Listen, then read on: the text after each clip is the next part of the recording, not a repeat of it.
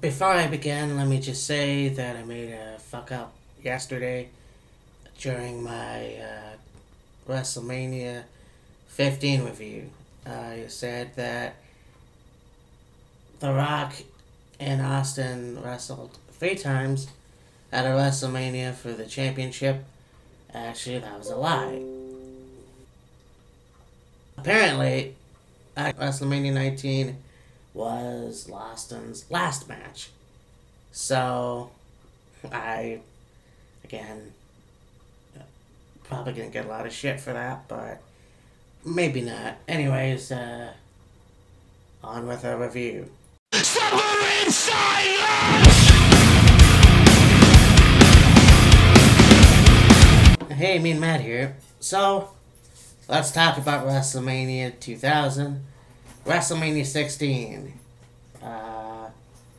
So, new decade. And I'm gonna call it WrestleMania 16.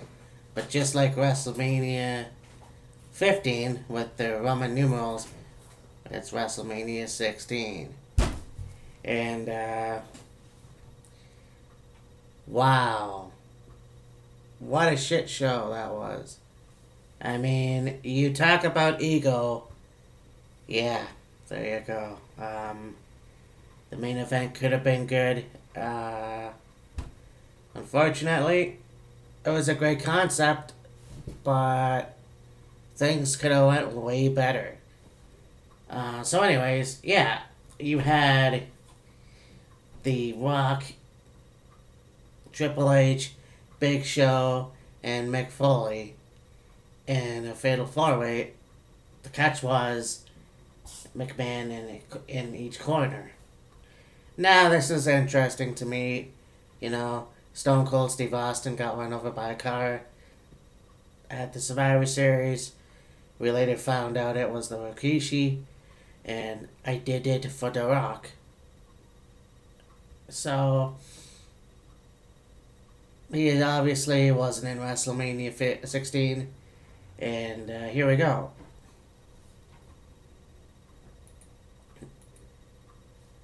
So we begin WrestleMania 16, WrestleMania 2000, with the Big Boss Man and Buchanan, who defeated the Godfather and D'Lo Brown with Ice-T in their corner. What was really cool about this was you had the Godfather and D'Lo Brown dressed up as pimp guys, you know, whatever. And you had Ice-T rap when introducing them, coming out to the aisle, and that was really cool. Buchanan made his debut alongside being tagged with Big Boss Man, and that would continue for a while.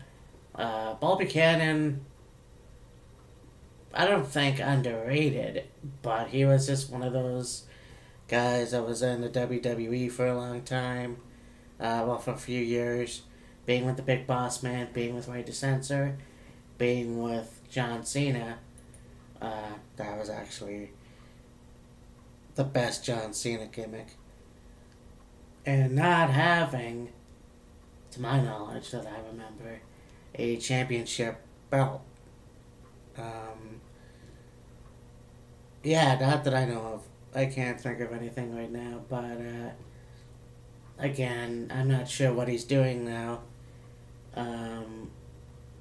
But this would be also Big Boss Man's last WrestleMania, I think. Unless I fucked that up. He would pass away shortly after WrestleMania 17. Or no, he passed away in 2004, never mind. Anyways, they won this match. Then we get the Hardcore Championship match. Hardcore Holly won in a Hardcore Battle Royal, eliminating Crash Holly. Crash Holly came in as the cousin to Hardcore Holly, and this was, I can't remember who wrestled in this Battle Royal, but it sounds pretty cool actually, a Hardcore Battle Royal. I have to watch WrestleMania 2000 again, but yeah, Hardcore Holly's still Hardcore Champion. They were going to take team match TNA, Test and Albert, with the debuting Trish Stratus. Trish is one of the best divas of the Attitude Era. Of course, a Toronto native. Has 2 children right now. She's done yoga stuff, just really cool, and really cool women's champion. Has made appearances in the last couple of years, and of course, a WWE Hall of Famer. Anyways, TNA defeated Head Cheese, which was Al Snow and Steve Blackman, with Chester McCheeserton in the corner. It was one of those things where you had these serious wrestlers become, I guess, a part of a joke tag team, if you will. And this happened later on with, and now I'm blanking on Lance Storm's character, the tag team that he was in. But it turns out that the serious guy got to do fun, to be fun. And this was the case for Head Cheese. Al Snow was the outgoing guy who was smiling and trying to have a good time. Steve Blackman being the serious martial artist. But this was a good match nonetheless. Test and Albert were really cool. Of course, Albert going on to be in Japan for a long time as Giant Bernard, going back to WWE as Lord Tensai, and just being Tensai later on with Brodus Clay, which was a fucking joke. But anyways, and now he's a WWE trainer. And then, of course, Test, who went into TNA for a bit and being a Punisher, and then he died shortly after. And then we get the first ever triangle ladder match for the WWF Tag Team Championship. Now, the ladder match has been in WWE before, WrestleMania 10, and what better way to have it, and not only a tag team ladder match, but a triangle tag team ladder match. Edge and Christian, the Dudley Boyz, and the Hardy Boyz. And the Hardy Boyz had... Actually, there was nobody there. This was cool for their first match, and this wouldn't be their last match, because they did the SummerSlam for TLC, Tables, Ladders, and Chairs. You would have next year, which I'll get to, having them in a Tables, Ladders, and Chairs match. Edge and Christian won this match, becoming the new tag team champions, and this was really a dream moment for them. They grew up in Canada. They were one of the biggest WWF fans there were, and basically, they grew up wanting to be the champions, and then this just proved that dreams come true. It was pretty cool, As I could say, it wasn't a bad WrestleMania, but it could have been better. But then we get a Catfight. Val Venis, a special guest referee. Back in the Attitude Era was crazy. Even, you had not like people flack on the divas of today. And it's like, well, they went back to women wrestlers, being called women wrestlers. They get a lot of flack now for being smaller than they were. But back then, you had... I didn't pay attention to the wrestling, women wrestling at that point. Again, because not only was it not interesting, it was all about like tits and ass and pillow fights and cat fights and all that shit. Bra and panties. But you get Terri Runnels with Fabulous Moolah, who defeated the Cat with Mae Young. You have these two, veteran female wrestlers in their corner. And the Cat, of course, getting fired shortly afterwards and having, she left because of Jerry Lawler, who was married to her at the time. This was an interesting match. I don't remember the Cat that much back then. I know more about her now than I have. And Terri Runnels, of course, who was the former Marlena, who was married to Dustin Reynolds and or Goldust, and apparently she's nuts. I don't know. That's what I hear. Anyway, she won. Then you get Too Cool, Grandmaster Sexay, and Scotty 2 Hotty, and Chyna. That was an interesting mix. Versus the Radicalz, Eddie Guerrero, Perry Saturn, and Dean Malenko. So I'm not sure where Rikishi is at this point. I thought they were teaming up, but I guess not. So Chyna's in the corner. And Chyna was one of those people that, never got her respect just because she did Playboy. But guess what, motherfuckers? You get these women who fucking go out and burn panties and degrade themselves, and you're not gonna have Chyna in the Hall of Fame just because she did Playboy?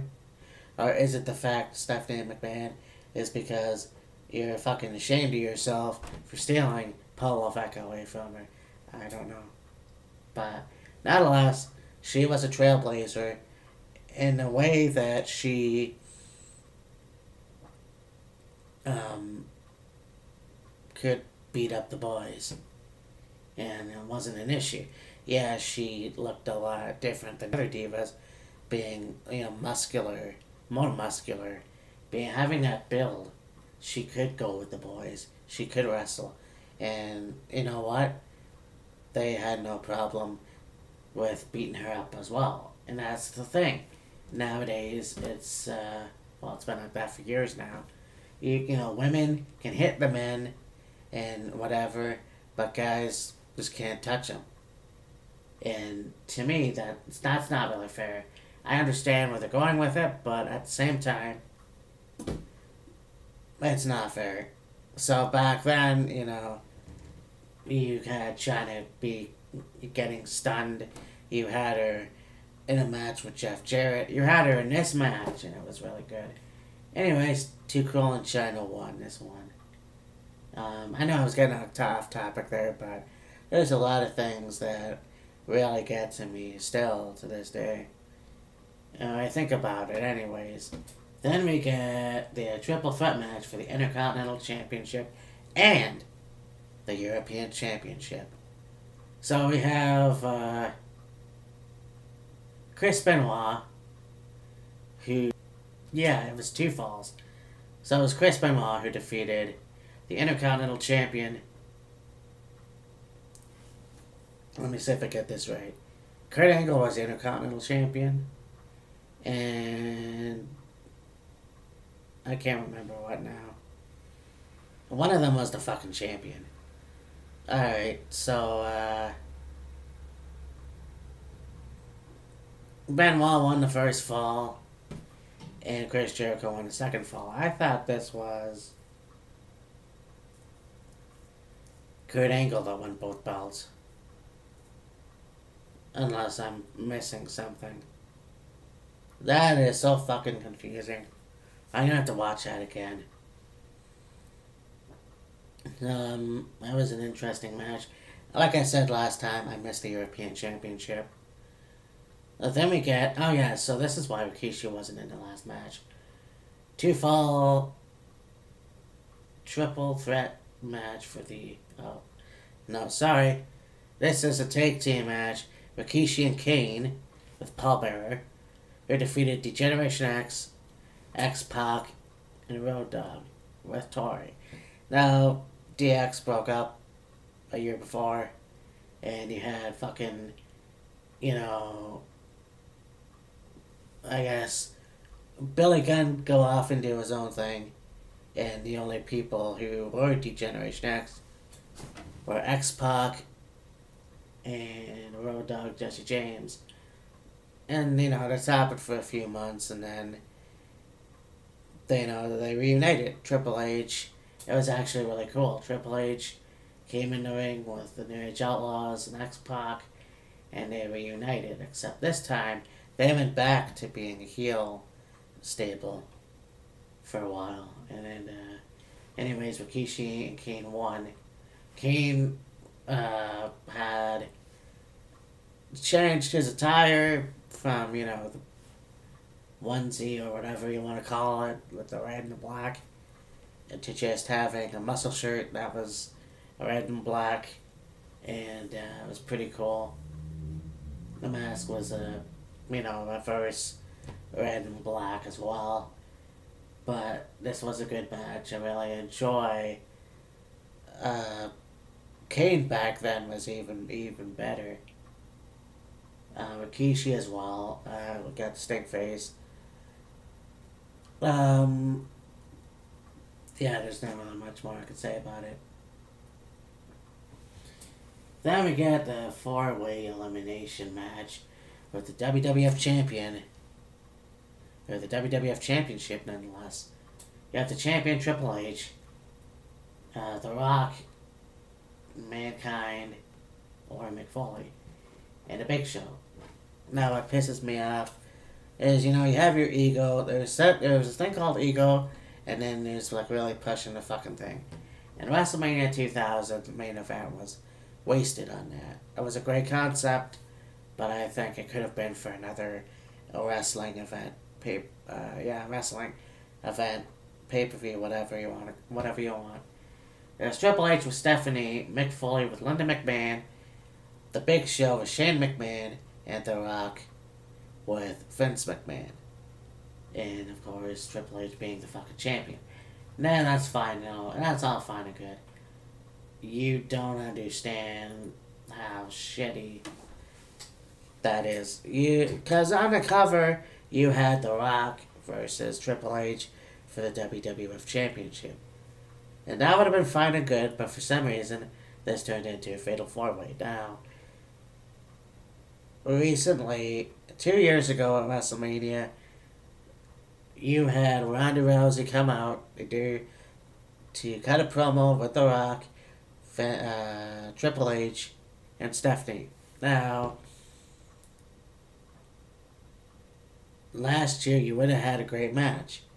You could have had a mixed tag match with Triple H, Stephanie versus Ronda Rousey and The Rock. And that would have been fucking awesome. But no, instead they went a different route. This year I'm not sure. They haven't made any more matches, but I'll tell you, it's probably not going to be The Rock versus Triple H. If there was 2 matches that I wish would happen, and probably could still happen, Undertaker versus John Cena, because obviously Goldberg's busy, and The Rock versus Triple H. Now, I understand people will say, well, why would you want to have that? Well, here's the thing. I heard someone a long time ago say there's 2 wrestlers who faced each other before, but never, ever faced each other at WrestleMania. And then, of course, that was The Rock and Rock and Undertaker too, but Rock, Undertaker, and John Cena. Now, the same can be said for The Rock and Triple H. And I really would like to see that, among other things. Now, that's not going to happen. Now, beginning of the year, or whatever, I think it was actually late 99, you had the Big Show lose. Or no, maybe it was 2000 Survivor Series. I can't fucking remember. No, it was 99 Survivor Series. You had the Big Show, who was the WWF champion, lose to Triple H for Triple H's second run as the champion. No, that was on a Raw. Whatever. In any case, Triple H won because Vince McMahon stabbed The Rock in the back. So, you had a fatal four-way with the McMahons in the corners of the wrestlers, and you had Vince McMahon, who we all thought was face, back on The Rock. So, I understand that the champion doesn't have to lose at WrestleMania and pass the belt, but what a fucking ending, really. It was all just to bring Vince, Shane, Stephanie, I don't know about Linda, but the McMahon family together. The beginning of the year, the beginning of the decade, and you have a mediocre WrestleMania. Now granted, next year will be a hell of a lot better, because now we're actually going to do a WrestleMania in a stadium. That's pretty cool. But this WrestleMania can eat a dick.